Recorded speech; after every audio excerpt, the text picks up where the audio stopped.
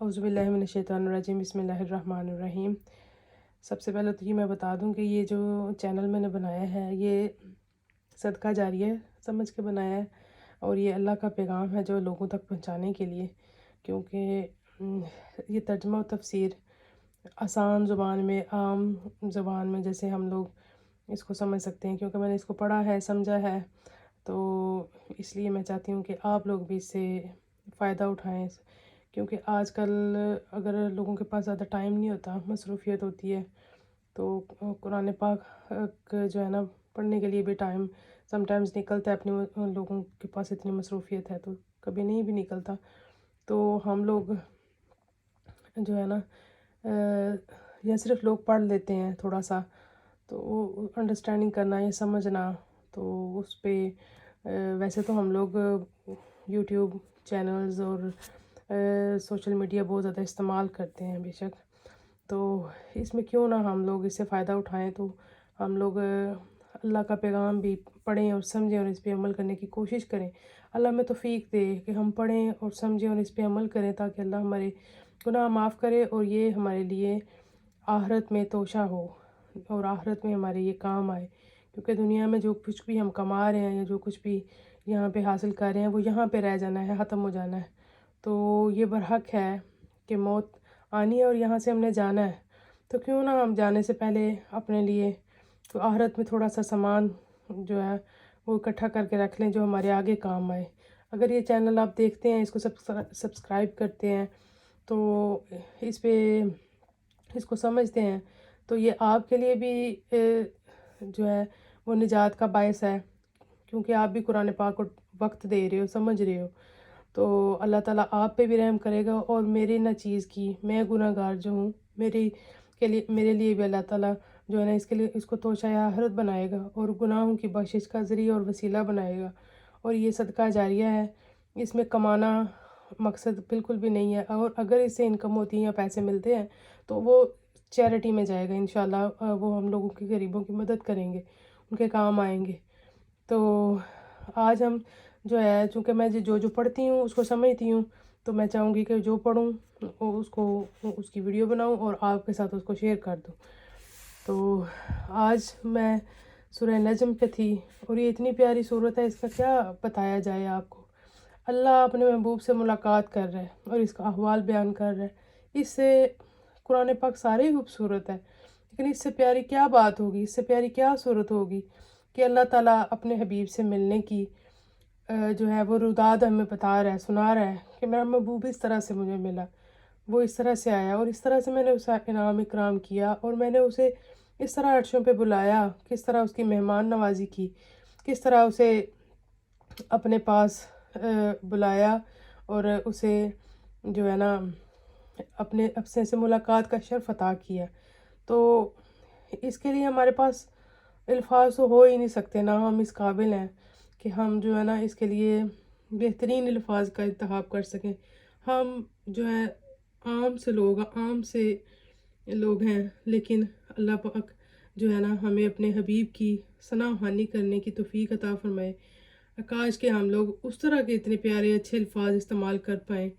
کہ جتنے وہ عظیم اور اعلیٰ ہیں، لیکن ہم پھر وہی بات، عام لوگ ہیں تو ہم ان کے لیے کہاں سے اتنے بڑے اور اچھے الفاظ لائیں، کیونکہ ہم ان کے اس لیول تک پہنچ ہی نہیں سکتے، لیکن جتنا بھی کچھ جانتے ہیں، ٹوٹے پھوٹے جو الفاظ ہیں، اللہ پاک یہی قبول کر لے ہمارے لیے۔ تو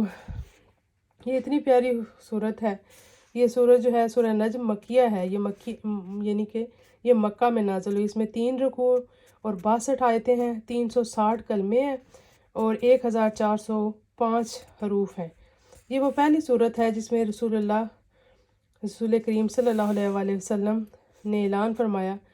اور حرم شریف سے مشرکین کے روبرو پڑھی گئی، کیونکہ مشرکین جو باتیں کرتے تھے نا ان کے سامنے پھر یہ سورہ جو ہے نا پڑھی گئی۔ تو اس میں ہے جی بسم اللہ الرحمن الرحیم،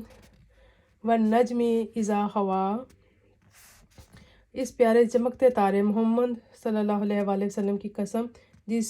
جب یہ معراج سے اترے، یعنی کہ جب یہ معراج سے اترے، یہ نمبر 2 پہ جو اس کا اس کی تفسیر ہے۔ نجم کی تفسیر، نجم ستارے کو کہتے ہیں نا،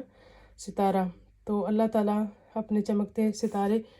محمد صلی اللہ علیہ وسلم کی قسم اٹھا رہے ہیں، اس چمکتے تارے محمد صلی اللہ علیہ وسلم کی قسم جب یہ معراج سے اترے۔ نجم کی تفسیر مفسرین نے بہت سے قول ہیں، یعنی کہ سب نے اپنے اپنے حساب سے بیان کیا، جس میں ثریا مراد لیا ہے۔ اگرچہ ثریا جو ہے نا اس کا مطلب کئی ستارے ہیں، لیکن نجم کا اطلاق ان پر عرب کی عادت ہے۔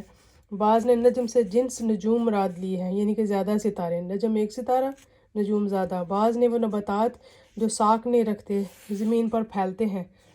بعض نے نجم سے قرآن مراد لیا ہے، لیکن سب سے لذیذ تفسیر وہ ہے جو حضرت مترجم قدسرہ نے اختیار فرمائی کہ نجم سے مراد ہے ذات گرامی و خادی برحق سید الانبیاء محمد مصطفیٰ صلی اللہ علیہ وسلم، یعنی کہ ان کی ذات ہے۔ اس کا مطلب یہ ہے کہ بہت ساری تفاسیر ہیں، سب نے اپنے اپنے حساب سے جو ہے نا وہ تفاسیر بیان کی ہیں۔ تو اس کے بعد ہے جی ما دلّا صاحبکم و ما غوا، تمہارے صاحب نہ بہکے نہ بے راہ چلے۔ صاحبکم سے مراد سید عالم صلی اللہ علیہ وسلم ہے۔ معنی یہ ہے کہ حضور انور علیہ السلام نے کبھی طریق حق و ہدایت سے عدول نہ کیا، یعنی کہ جو اللہ تعالیٰ نے ان کو وحی فرمائی، جو اللہ تعالیٰ نے ان کو حکم دیا، وہ اس کے مطابق انہوں نے عمل کیا، یعنی کہ وہ اس سے بالکل بھی پیچھے نہیں ہٹے یا اس سے عدول نہیں۔ حکم عدولی سے یہ لیا گیا ہے کہ اس سے اراض نہیں فرمایا یا حکم عدولی نہیں کی، جو اللہ تعالیٰ نے فرمایا، جیسے فرمایا اس کے مطابق ہی عمل کیا، ہمیشہ اپنے رب کی توحید و عبادت میں رہے۔ آپ کے دامن عصمت پر کبھی کسی امر مکروہ کی گرد نہ آئی، اور بے راہ نہ چلنے سے یہ مراد ہے کہ حضور اکرم صلی اللہ علیہ وسلم ہمیشہ رشد و ہدایت کی اعلیٰ منزل پر متمکن رہے۔ اعتقاد فاسد کا شائبہ کبھی آپ کے حاشیہ بساط تک نہ پہنچ سکا، یعنی کہ نبی پاک صلی اللہ علیہ وسلم ہمیشہ پاک دامن رہے اور کبھی کوئی برے کام کی طرف مائل نہ ہوئے، یا کوئی بھی ان سے ایسا کام سرزد نہ ہوا جو اللہ تعالیٰ کو ناپسند تھا۔ وما ینطق عن الہویٰ، وہ کوئی بھی بات اپنی خواہش سے نہیں کرتے، یعنی کہ کوئی بات اپنی خواہش سے نہیں کرتے، جو اللہ تعالیٰ فرماتا بالکل ویسے ہی کرتے ہیں۔ ان ہوا الا وحی یوحیٰ، اور وہ تو نہیں مگر وہی جو انہیں کی جاتی ہے، یعنی وہ اپنی خود سے کوئی بات نہیں کرتے، جو اللہ تعالیٰ انہیں فرماتا ہے، جو وہی بھیجی جاتی ہے اس کے اکارڈنگ ہی وہ بات کرتے ہیں، اس کے مطابق بات کرتے ہیں۔ علمہ شدید القویٰ، انہیں سکھایا سخت قوتوں والے طاقتور نے، یعنی کہ اللہ تعالیٰ نے جو سخت قوتوں اور طاقتور والا تو اللہ تعالیٰ ہی ہے۔ تو یہاں پہ آیت نمبر یہ علامہ شدید القویٰ، انہیں 5ویں، 6ٹھی اور 7ویں، اس کا ترجمہ ہے 5ویں، ہاں اس سے پیچھے جو 4تھی ہم نے پڑھی ہے نا، یہ جملہ اولا کی دلیل ہے کہ حضور اکرم صلی اللہ علیہ وسلم کا بہکنا اور بے راہ چلنا ممکن ہی نہیں، ممکن میں تصور ہی نہیں، یعنی کہ ہم سب تصور ہی نہیں کر سکتے کہ نبی پاک صلی اللہ علیہ وسلم کبھی جو ہے نا بہکے ہوں یا اپنے راہ سے بھٹکے ہوں، کیونکہ آپ اپنی خواہش سے کوئی بات فرماتے ہی نہیں، جو فرماتے ہیں وہی الہی ہوتی ہے، اور اس میں حضور اکرم صلی اللہ علیہ وسلم کے خلق عظیم اور آپ کی اعلیٰ منزلت کا بیان ہے۔ نفس کا سب سے اعلیٰ مرتبہ یہ ہے کہ وہ اپنی خواہش ترک کر دے، یہ کبیر میں ہے، اور اس میں یہ بھی اشارہ ہے کہ نبی علیہ السلام اللہ تعالیٰ کی ذات و صفات و افعال میں فنا کے اس اعلیٰ مقام پر پہنچے کہ اپنا کچھ باقی نہ رہا۔ تجلی ربانی کا یہ اصطلاح تام ہوا کہ جو کچھ فرماتے ہیں وہ وہی الہی ہوتی ہے، یعنی کہ نبی پاک صلی اللہ علیہ وسلم اپنے نفس سے اپنی خواہش کو ترک کر دیا، جو اللہ تعالیٰ نے فرمایا بس، جو رب نے کہہ دیا بس اسی کے مطابق چلے، اپنی پسند ناپسند اس میں کوئی ایڈ نہیں کی کہ میں ایسے کرتا ہوں، یا جو اللہ نے فرمایا بس وہی پیغام پہنچا دیا۔ 7ویں ہے جی طاقتور نے، بعض مفسرین نے اس طرف گئے ہیں کہ سخت قوتوں والے طاقتور سے مراد حضرت جبرائیل اور سکھانے والے سے مراد تعلیم الہی سکھانا، یعنی وہی الہی کا پہنچانا ہے۔ حضرت حسن بصری رضی اللہ تعالیٰ عنہ نے فرمایا کہ شدید القویٰ ضمیر رات سے مراد اللہ تعالیٰ ہے، اس نے اپنی ذات کو اس وصف کے ساتھ ذکر فرمایا۔ معنی یہ ہے کہ سید عالم صلی اللہ علیہ وسلم کو اللہ تعالیٰ نے بے واسطہ تعلیم فرمائی، یعنی کہ کسی واسطے کے بغیر ڈائریکٹ تعلیم جو دلوائی جاتی۔ تفسیر روح البیان میں یہ ہے، یہ تفاسیر جو ہے نا ساتھ ساتھ ان کا ذکر بھی ہے کہ کس کس تفسیر میں کیا چیز بیان کی گئی ہے، یعنی اس کا ڈفرینٹ ترجمہ جو لوگوں نے کیا ہے۔ عام مفسرین جو عام تفسیر بیان کرنے والے ہیں نا، انہوں نے فاستویٰ کا فاعل بھی حضرت جبریل کو قرار دیا ہے، اور معنی لیے ہیں کہ حضرت جبرائیل امین اپنی اصلی صورت پر قائم ہوئے، اور اس کا سبب یہ ہے کہ سید عالم صلی اللہ علیہ وآلہ وسلم نے ان کی اصلی صورت پر ملاحظہ فرمانے کی خواہش ظاہر فرمائی تھی، تو حضرت جبرائیل جانب مشرق میں حضور اکرم صلی اللہ علیہ وآلہ وسلم کے سامنے نمودار ہوئے، اور ان کے وجود سے مشرق و مغرب تک بھر گیا، یعنی کہ وہ اتنے بڑے ان کے پر ہیں کہ وہ مشرق و مغرب تک بھر گئے، یعنی کہ اتنے جو اللہ تعالیٰ نے ان کو وسعت دی ہے، اتنا بڑا بنایا ہے۔ یہ بھی کہا گیا کہ حضور اکرم صلی اللہ علیہ وآلہ وسلم کے سوا کسی انسان نے حضرت جبرائیل کو ان کی اصلی صورت میں نہیں دیکھا۔ امام فخر الدین رازی رحمۃ اللہ علیہ فرماتے ہیں کہ حضرت جبرائیل کو دیکھنا تو صحیح ہے اور حدیث سے ثابت ہے، لیکن یہ حدیث میں نہیں ہے کہ اس آیت میں حضرت جبرائیل کو دیکھنا مراد ہے، بلکہ ظاہر تفسیر میں یہ ہے کہ مراد فاستویٰ سے سید عالم صلی اللہ علیہ وآلہ وسلم کا مکان عالی اور منزلت رفیع میں استواء فرمانا ہے۔ تفسیر کبیر میں آئیے جی، تفسیر روح البیان میں ہے کہ سید عالم صلی اللہ علیہ وسلم نے افق اعلیٰ یعنی آسمانوں کے اوپر استواء فرمایا، اور حضرت جبرائیل سدرۃ المنتہا پر رک گئے اور آگے نہ بڑھ سکے۔ انہوں نے کہا کہ اگر میں ذرا بھی آگے بڑھوں تو تجلیات جلال مجھے جلا ڈالیں۔ اور حضور سید عالم صلی اللہ علیہ وسلم آگے بڑھ گئے اور مستوائے عرش سے بھی گزر گئے، یعنی کہ جہاں پہ عرش پہ استواء فرمانا ہے، یعنی کہ جہاں پہ رک جاتے ہیں لوگ جا کر، تو اس سے بھی آگے جو ہے نا نبی پاک صلی اللہ علیہ وسلم بڑھ گئے۔ اور حضرت مترجم قدس سرا کا ترجمہ اس طرف مشیر ہے کہ استواء کی سند حضرت رب العزت عز الاعلیٰ کی طرف سے ہے، یعنی کہ اللہ تعالیٰ کی طرف سے ہے استواء۔ یہی قول حضرت حسن رضی اللہ تعالیٰ عنہ کا ہے۔ اس کے بعد ہے جی زمرات فاستویٰ، پھر اس جلوہ نے قصد فرمایا، وہوا بالافق الاعلیٰ، اور وہ آسمان بری کے سب سے بلند کنارے پہ تھا۔ یہ 8ویں آیت جو ہے وہ ہم پڑھ چکے ہیں۔ یہ جی 9ویں آیت، یہ جو میں نے پیچھے بیان کی ہے یہ 8ویں آیت کا ترجمہ ہے، اور اس کے بعد 9ویں جو آیت ہے وہ ہے جی وہوا بالافق الاعلیٰ، کہ وہ آسمان بری کے سب سے بلند کنارے پہ تھا۔ تو یہ یہاں بھی عام مفسرین سے طرف گئے ہیں کہ یہ حال جبرائیل امین کا ہے، ٹھیک ہے۔ تو یہ کچھ لوگوں نے کہا ہے کہ بلند کنارے پہ حضرت جبرائیل امین تھے، لیکن کچھ جو ہیں وہ کہتے ہیں کہ یہ نبی پاک صلی اللہ علیہ وسلم تھے، تو اس میں ڈیفرنٹ ان لوگوں کی آراء جو ہیں وہ شامل ہیں۔ لیکن امام راضی علیہ رحمۃ اللہ علیہ فرماتے ہیں کہ ظاہر ہے کہ یہ حال سید عالم صلی اللہ علیہ وسلم کا ہے، یعنی کہ وہی گئے تھے سب سے اوپر جو ہے نا اللہ تعالیٰ کی طرف سے ملنے، جو ہے نا سب سے اوپر والے آسمان پہ۔ تو افق الاعلیٰ یعنی قوت و سماوات تھے، جس طرح کہنے والا کہتا ہے کہ میں نے چھت پر چاند دیکھا، پہاڑ پر چاند دیکھا، اس کے معنی نہیں ہوتے کہ چاند چھت پر یا پہاڑ پر تھا، یعنی یہی معنی ہوتے ہیں کہ دیکھنے والا چھت یا پہاڑ پر تھا۔ اسی طرح یہاں پہ یہ معنی ہے کہ حضور علیہ السلام فوق و سماوات پر پہنچے تو تجلی ربانی نے آپ کی طرف متوجہ ہوئی، یعنی کہ نبی پاک صلی اللہ علیہ وسلم جو آسمانوں سے بھی اوپر یعنی عرش اعلیٰ اللہ تعالیٰ جہاں پہ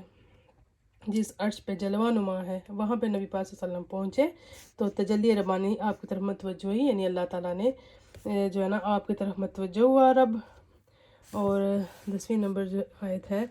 ثم دنا فتدلی، پھر وہ جلوہ نزدیک ہوا پھر خوب اتر آیا، یعنی کہ وہ جلوہ نزدیک ہوا اور پھر فکان قاب قوسین او ادنیٰ، تو اس جلوے اور اس محبوب میں 2 ہاتھ کا فاصلہ رہا، بلکہ اس سے بھی کم۔ ماشاءاللہ سبحان اللہ، یہ کتنی آسان تفسیر ہے، آسان ترجمہ اللہ تعالیٰ نے خود ہی بیان کر دیا ہے، اپنی ملاقات کا حوال ہم سب پہ کھول دیا۔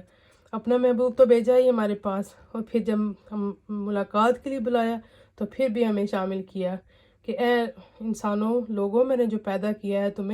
تم دیکھو میرا محبوب مجھ سے ملنے کیسے آیا، اور میں نے کیسے اس کا استقبال کیا، اور میں کیسے اس سے ملا کہ وہ میرے اتنے قریب ہوا محبوب میں 2 ہاتھ کا فاصلہ رہا یا اس سے بھی کم. 2 ہاتھ کا فاصلہ کتنا سا ہوتا ہے؟ تو اس سے بھی کم فاصلہ رہا. فوحا الی عبدہ ما اوحا، اور پھر اب وہی فرمائی اپنے بندے کو جو وہی فرمائی، یعنی جو اللہ نے اسے نبی پاک صلی اللہ علیہ وسلم سے بات کی یا وہی فرمائی ان کے دل میں. ما قذب الفؤاد ما رأى، دل نے جھوٹ نہ کہا جو دیکھا. افتمارونہ علی ما یری، تو کیا تم ان کے دیکھے ہوئے پہ جکڑتے ہو؟ لوگ تو جکڑتے تھے نا کہ پتہ نہیں جو یہ فرما رہے ہیں تو یہ پتہ نہیں سچ ہے یا نہیں. جو کافر مشرک جو ہے وہ باتیں کرتے تھے. وَلَقَدْ رَآهُ نَزْلَةً أُخْرَىٰ، اور انہوں نے تو وہ جلوہ 2 بار دیکھا، یعنی اللہ تعالیٰ سے وہ 2 بار انہوں نے دیکھا، ان سے ملے. عند سدرۃ المنتہا، سدرۃ المنتہا کے پاس. عندہا جنت المأویٰ، اور اس کے پاس جنت المأویٰ ہے، یعنی کہ جنت کے پاس بھی اور سدرۃ المنتہا کے پاس بھی. سدرۃ المنتہا تو وہ درخت ہے جو ہے نا عرش.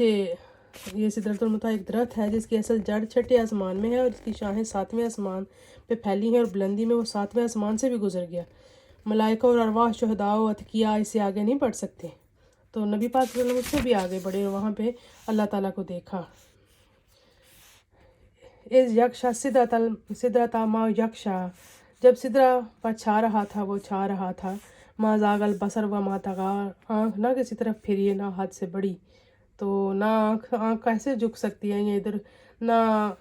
کسی اور طرف پھر سکتے. جب اللہ سامنے ہو اور اس کا محبوب اس کے سامنے ہو تو آنکھ کی کیا مجال کہ وہ ادھر جائے ادھر جائے. وہ جلوہ تو مبہوت کر دیتا ہے. آپ شاکڈ ہو جاتے ہو، آپ ان جلووں میں کھو جاتے ہو. ہم تو تصور بھی نہیں کر سکتے اللہ تعالیٰ نے کیسے اپنے محبوب کو جلوہ دکھایا اور پھر ہمیں بتایا اور ہم تک یہ چیزیں آئیں. اللہ ہم تو اس قابل نہیں تھے، پر تو نے ہم پہ کتنا کرم کیا جو اپنے محبوب سے ملاقات کا احوال بھی ہم پہ کھولا، ہمیں بتایا. اللہ تو کتنا کریم ہے، تو ہم سے کتنا پیار کرتا ہے کہ تو نے میرے پاس اپنا محبوب بھیجا اور پھر اپنے محبوب سے جو باتیں کی، جس طرح سے تم ملا تو نے ہم تک پہنچایا، ہمیں بتایا. اور ہم دنیا میں کھوئے ہوئے لوگ، دنیا کے جلووں میں کھوئے ہوئے لوگ، جو چند روزہ زندگی ہے اس میں کھو گئے ہوئے ہیں ہم لوگ. یا اللہ، یا الہی، تجھے اپنے محبوب سے ملاقات کا واسطہ ہمیں اپنی طرف راغب رکھ، ہمیں اپنے ہی راستے پہ چلنے والا بنا، ہمیں اپنے محبوب کی محبت میں مبتلا رکھ اور اسی میں زندہ رکھ اور اسی میں مار. ہم تیرے پاس آئیں تو تیرے محبوب کے ہو کے آئیں. اے مالک، اے ذوالجلال والاکرام، ہمیں بھی اپنے محبوب کی محبت میں مبتلا کر دے. ہمیں دنیا کی محبتوں سے بچا لے کہ ہم دنیا کی طرف رغبت نہ اختیار کر جائیں، ہم اسی میں نہ کھو کے رہ جائیں. ہم بھول نہ جائیں اپنا مقصد حیات، ہم بھول نہ جائیں کہ ہم کیوں دنیا میں بھیجے گئے. اے میرے مالک، ہمیں صحیح راستے پہ چلا. اسی دعا کے ساتھ میں آپ لوگوں سے اجازت چاہوں گی. انشاءاللہ باقی جو تفسیر ہے وہ ہم بعد میں بیان کریں گے کیونکہ ویڈیو بہت لمبی ہو جانی ہے. تو انشاءاللہ پھر آپ سے ملاقات کرتے ہیں. اوکے، جزاک اللہ الخیر، وآخر دعوانا ان الحمد للہ رب العالمین، وصلی اللہ تعالیٰ علیہ خلقہ محمد وعلی آلہ وصحبہ اجمعین برحمتک یا ارحم الراحمین.